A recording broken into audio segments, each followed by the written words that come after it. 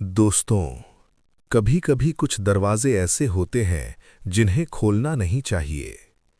कभी कभी जगहें ऐसी होती हैं जहां जाना इंसान की किस्मत बदल देता है, और वो किस्मत हमेशा अच्छी नहीं होती। आज की कहानी है दरवाज़ा नंबर 27, एक पुरानी बंद पड़ी बिल्डिंग का रहस्य। तो ध्यान से सुनिएगा और आखिर तक अकेले मत रहिएगा। अमित, जो एक नई नौकरी के लिए शहर में आया था, एक सस्ती रेंट वाली बिल्डिंग में रहने लगा। बिल्डिंग पुरानी थी, सीलन भरी दीवारें, धीमी लाइट्स और हर मंजिल पर अजीब सी खामोशी। पहली रात उसने कुछ नोटिस किया। कॉरिडोर में एक दरवाज़ा जिस पर लिखा था 27 डू नॉट ओपन। अमित ने सोचा ये शायद किसी का स्टोर रूम होगा, लेकिन दरवाजे के नीचे से ठंडी हवा आ रही थी, जैसे अंदर कोई खुला मैदान हो। उसे लगा अजीब है, इतना ठंडा क्यों? रात के 2 बजे अमित की आंख खुली। कमरे के बाहर कॉरिडोर से आवाज आ रही थी, जैसे कोई लकड़ी पर नाखून घिस रहा हो। खर खर खर। अमित ने डरते डरते दरवाजा खोला। कॉरिडोर में कोई नहीं था, पर 27 नंबर के दरवाजे का हैंडल हिल रहा था, धीमे धीमे, अपने आप। उसने तुरंत अपना दरवाजा बंद कर लिया। अगली सुबह अमित ने पास वाले रूम में रहने वाली एक बूढ़ी औरत से पूछा, आंटी, 27 नंबर कमरे में कौन रहता है? औरत ने अचानक उसकी तरफ ऐसे देखा जैसे उसने कोई गलत सवाल पूछ लिया हो। वो बोली, बेटा, वो कमरा खाली है और 10 साल से यहीं है।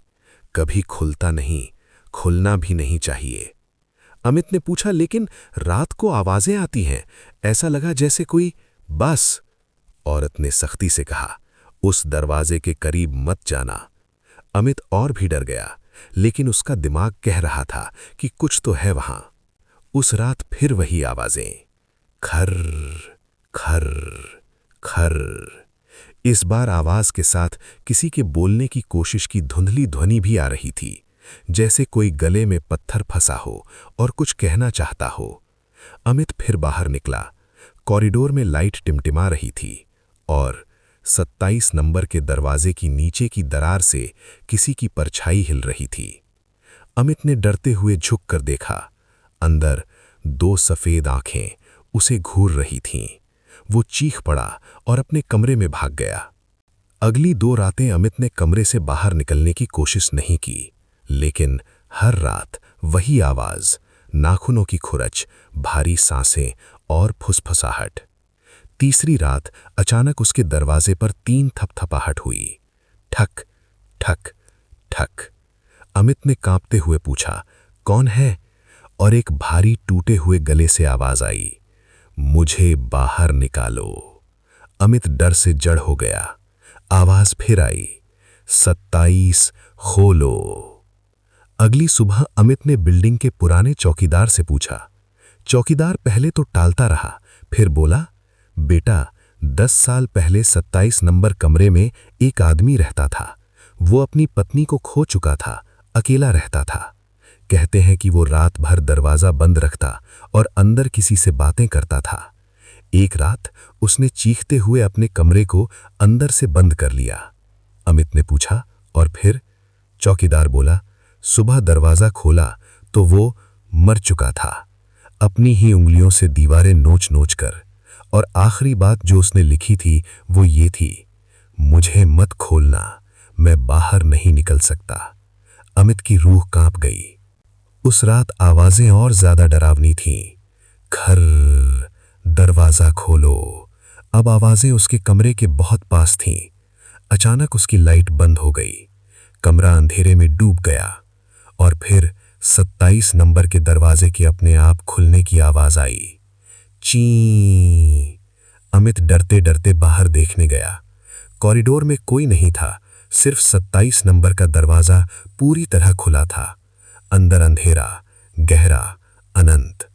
अमित पीछे हटने लगा, लेकिन तभी 4 लंबे काले हाथ कमरे से बाहर आए, जमीन पर ऐसे रेंगते हुए मानो अंधेरा खुद जिंदा हो। और उन हाथों के पीछे वही आंखें, सफेद, बिना पुतली की, सीधे अमित को घूरती हुई। वो हाथ अमित की ओर बढ़े। तुम्हें भी मेरे जैसा होना होगा। अमित चीखते चीखते पीछे हटा, लेकिन काले हाथों ने उसकी टांग पकड़ ली। अगली सुबह बिल्डिंग में रहने वालों ने देखा 27 नंबर का दरवाजा फिर से बंद था, लेकिन इस बार दरवाजे पर एक नया नाम लिखा था, 28 डू नॉट ओपन। और रूम 28 जिसमें अमित रहता था, वो अब खाली था। बस अंदर दीवार पर नाखूनों से खुरचा हुआ एक वाक्य लिखा था, मुझे बाहर मत जाना। तो दोस्तों, कैसी लगी ये कहानी? क्या आपको लगता है कि कुछ दरवाजे हमेशा बंद रहने चाहिए? अगर हाँ, तो कमेंट में डर लगा लिखकर बताएं। वीडियो को लाइक और सब्सक्राइब करना मत भूलना। अगली कहानी में फिर मिलेंगे। तब तक अपने कमरे का दरवाजा बंद रखिएगा।